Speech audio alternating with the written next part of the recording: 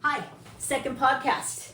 We decided that we got too much into talking about words and the importance of words, and we love Peter Reynolds, so we kind of just stopped it, and we're starting now with more word books. And then I'm going to start with a book that's called The Word Collector. Sounds just like Peter Reynolds' book, The Word Collector, and the author is Sonia Wimmer, and it's totally different. Now, we kind of was talking, these books we tended to use more with upper grade, at least my student teachers have, and as we go through it, we'll explain that. This book was actually used in 6th grade, and the teacher used it to do an anticipatory set, and they were going to do Freak the Mighty, which is all about words, because Kevin loves words in that chapter book. If you've never read Freak the Mighty with 5th or 6th grades, you should. Talks about children that have trauma or special needs or health issues, and yet how important words are, and then how the relationship develops through those words. So I've been shocked probably in the last 5 years how much we push SEL with like a program and not returning to books. So I'm a big proponent, like every time people say, oh, I have to do this boring SEL for a half hour, I'm like, get a book. Books are the best way to do SEL. So that's what we're going to talk about now with these books. So I'm going to show you this book, why it's so interesting. I love art. So technically this is just an art book. It has beautiful illustrations, very hard to read most of the words. This one's a little easier. It says Luna was an extraordinary little girl. She lived high, high up in the sky. That's the easiest one. I'm going to show you a couple other pages and you'll go, I can't read all those words because they're all over the page. This one, no way.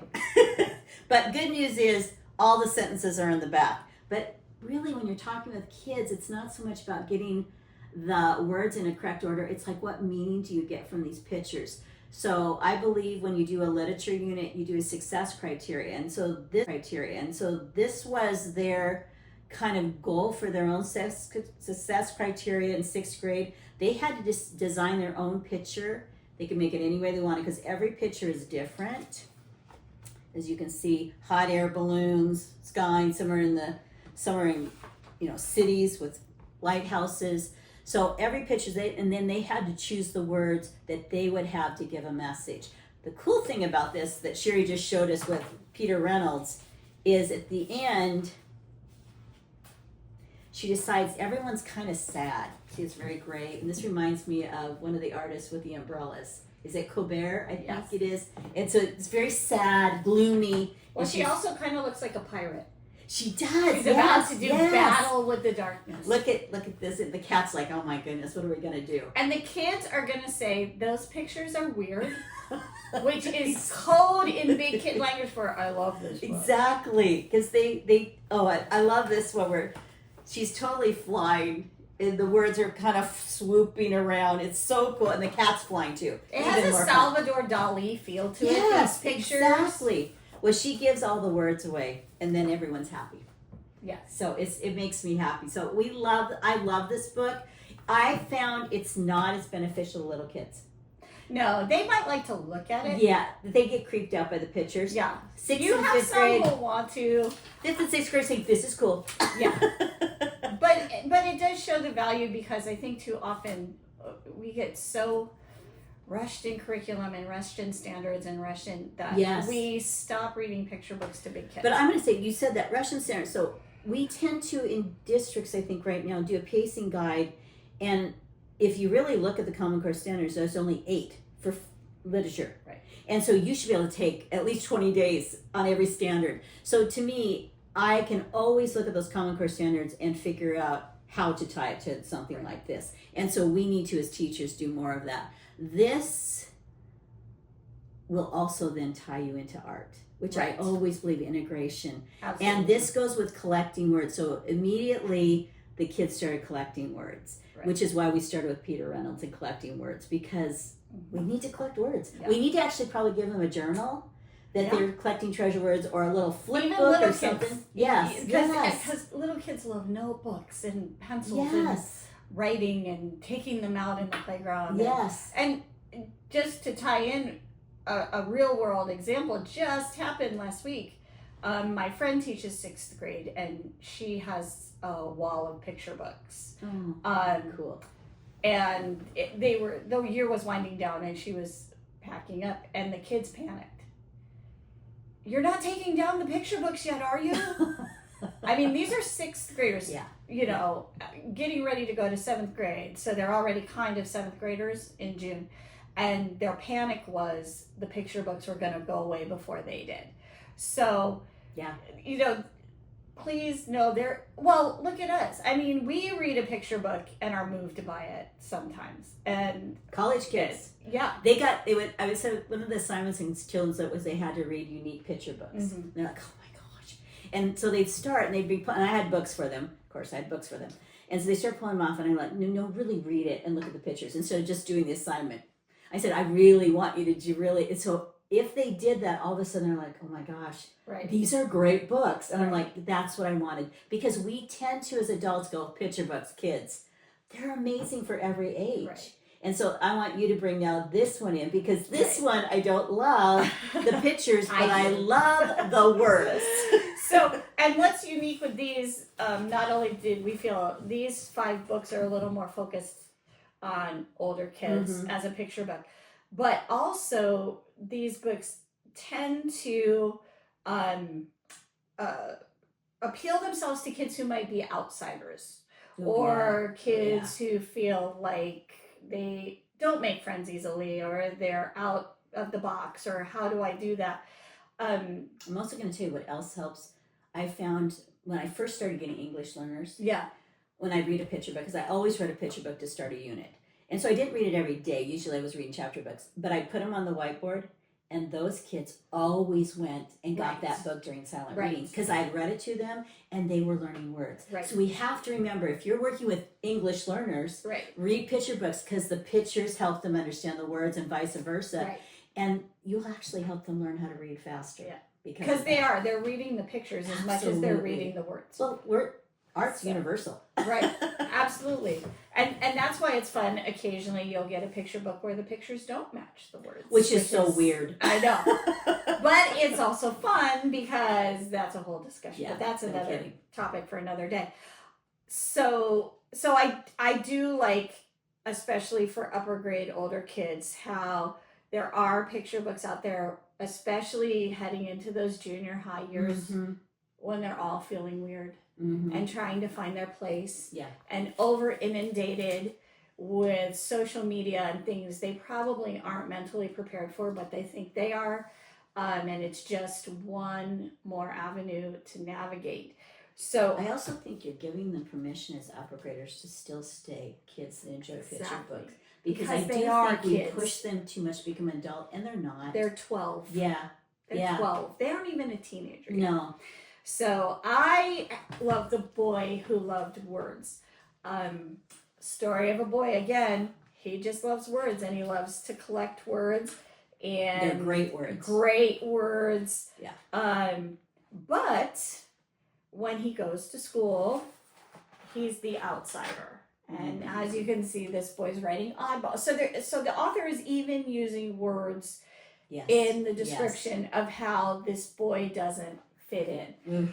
And an underlying message in this story that I like is it becomes very clear through his name, Selig, through his setting, probably New York City, that he's Jewish. Yes. So there's... You got to show this picture, because remember we just did the tree one with Peter Reynolds? I was going to find another tree one, but we can do this one too. I love that, because again, Peter Reynolds and this author put words on a tree. It should be speaking to you, word trees, but he finds he feels better when he writes his words down. And he uses writing words, a way to express himself, a way to make himself feel better, but because no one seems to share his interest, he, like the Peter Reynolds story, finds a tree, and but his intention is to share his words. I'm thinking you could have a tree in your and a bulletin board and have kids start adding it. That would be, instead of just an anchor chart, that'd be kind of fun. Well, and what would be even more fun tree of words. If you had the room for it, and if you bought a fake tree, like real, and they could stick oh my them gosh, on. that would be fun. Because what he does is he just decides to stick his words in the tree. Well, he sleeps in the tree because he just just feels like an outcast, so he's sleeping in the tree. But in the night, a poet comes by who's stuck. He hasn't been able to write. The words are great. Yes. The pictures, I like. Cindy doesn't. I do not like these. I do not like these. I usually like lots of illustrations, but I don't know. You know what's funny is I think they have, because they are kind of, I guess you would call them flat, very their grandmother two-dimensional. Moses. Or Grant Wood. Yes. Right? Yes. American Gothic. Yes. But I think that appeals sometimes too to little kids. Like, you know, we all have that draw. sense with some art we see. I could do that. Yeah, that's true. Yeah, so the poet ends up taking words off his tree. Ooh. And then he has a breakthrough and he's able to write his poetry. So now he finds a way to belong. If he shares his words, if he goes, continues to collect, it's a story that sees it through to the end. He finds a wife, they have children. Yeah. I love this page because the kids have to really, really look, because he's walking by a building and in each window some type of conflict is happening. And you can see it in the illustration, you can see it in the words. And their faces. Yep. He gives them new words and everything has changed. Oh, yeah. And you can see how, again, the power of words can so that's the change analyzing illustrations. And people do that. I actually watched a video of a teacher said to a little kid, read the picture book. And they did. And then they asked him about the pictures. She had never looked at the pictures because you told me to read. Right. So we've got to get kids to analyze the illustrations, because that was a good example of how bad to good. Right. So, and yeah, great. I mean, mellifluous. Oh, I love that word. It's spry, gusto. I have to tell you, I have some college kids that had trouble reading this book because the words we don't use these words. And we should. Which is why upper grade, you should be adding words to their treasure words by these wonderful words. Absolutely. My daughter would have loved these words. Yes.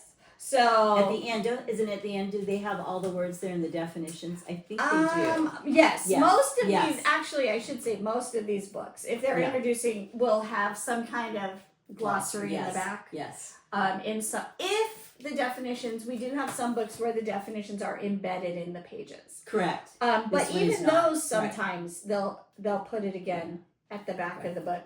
But is there a treasure cover? No hidden cover on this one. Oh darn! But yes, The Boy Who Loved Words by Ronnie Schotter is one of my new favorites for sure. Yeah. And then a more modern take, and obviously you'll see when you see the cover, a definite appeal to little kids.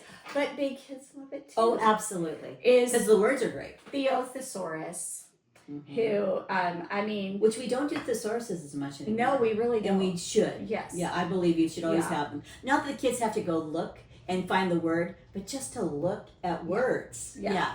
So when I'm looking at a new book, I tell the kids I look at three things. I look at the title. Is it catchy? Does the title catch my attention? Theo Thesaurus, the dinosaur who loved big words. Of course, it's a dinosaur book. I look at the picture. If it's a picture book, I look at the cover picture. Does something about that catch my eye? And not only is it cute, but his braces. I mean, when I saw... And I love his mouth is emphasized, so the words are going to come out of his mouth. Right? Yeah. And it's a pleasant-looking mouth. It's not an angry dino mouth. No. And then I tell the kids, I always go to the first page, first line. And if that catches me... Well, even the dedication. Oh, and I look at... The dinosaur who loved big words. Exactly. But, today was Migration Day.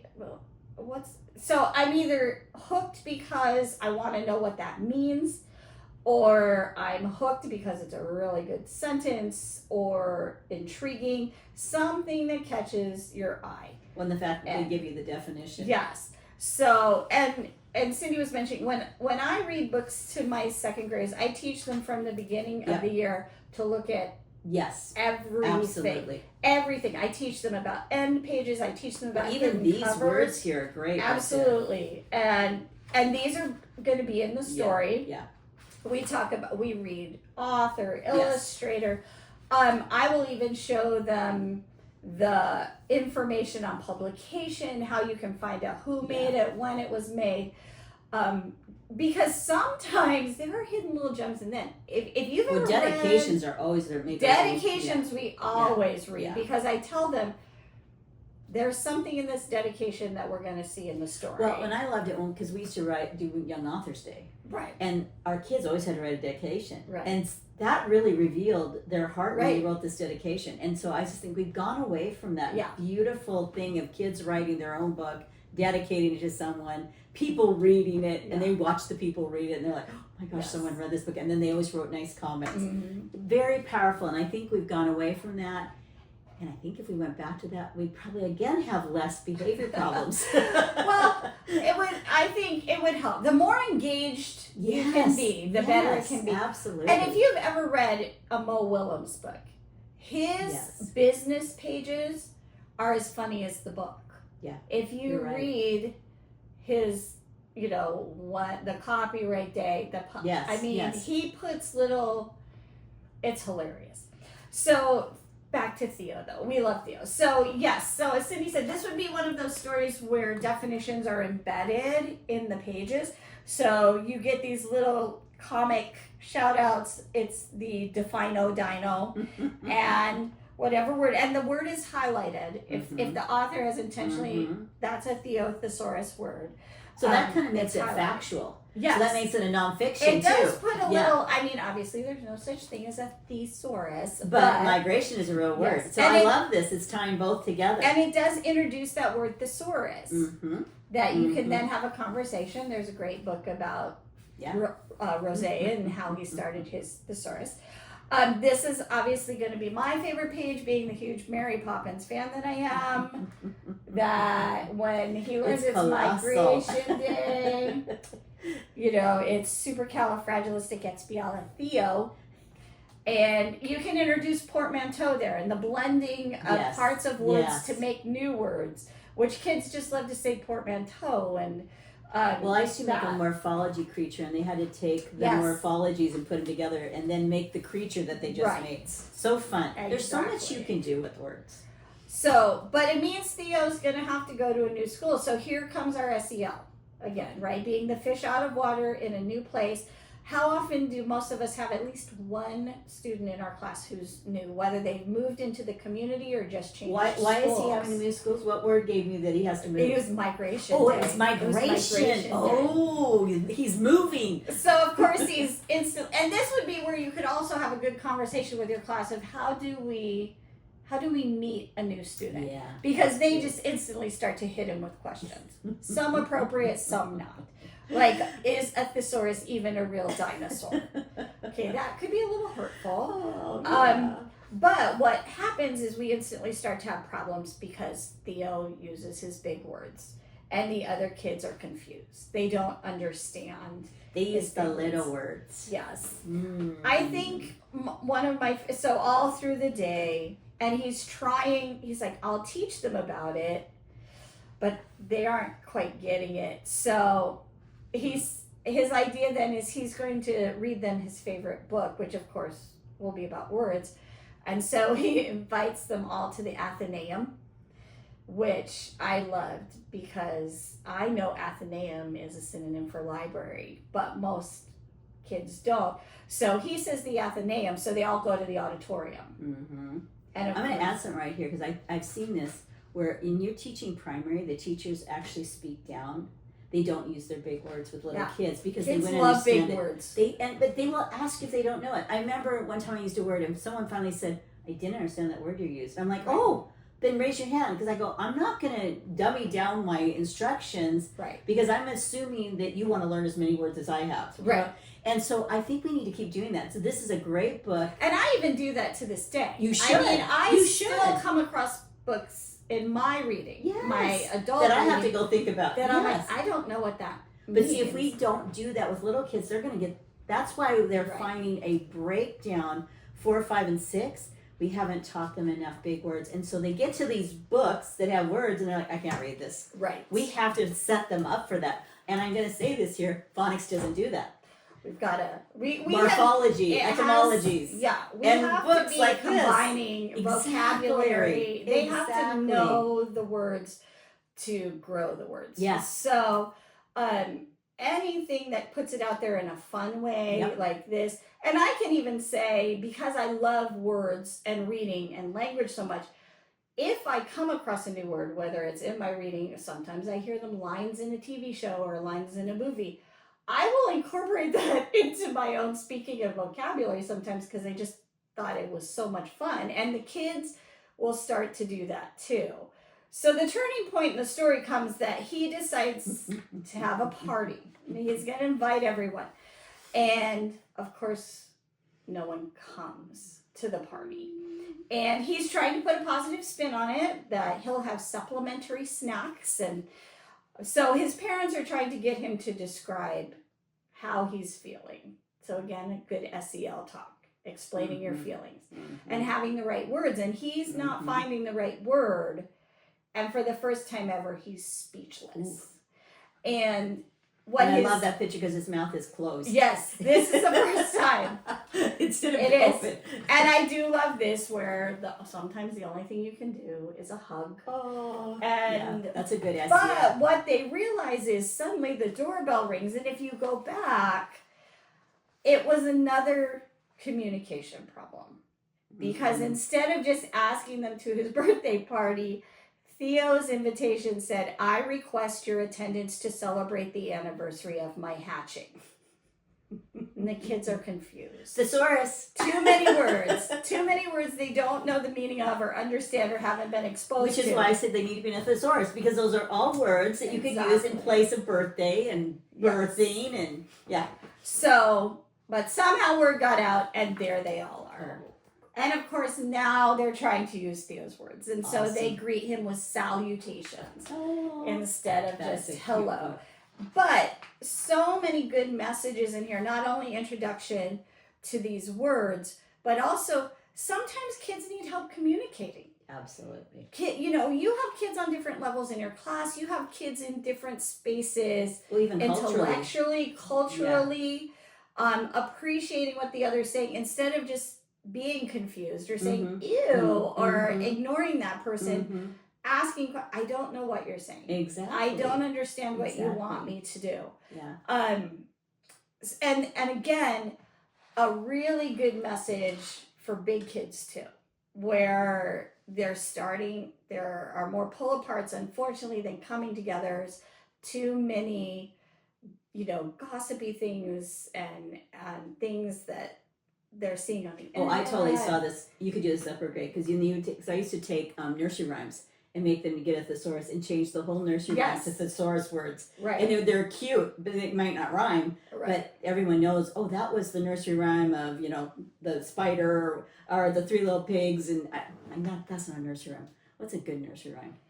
Oh, Mary Had a Little Lamb. Yes. Mary Had a Little Lamb is a really great one to do because it already has. You almost could do a reverse with that. Yes. Right? Because Mary Had a Little Lamb, it's fleece. Yes. So you can do fur. Yeah. Was, exactly. White as what? Yeah. They say snow. There's a million things out there. And even white could be a thesaurus blanc.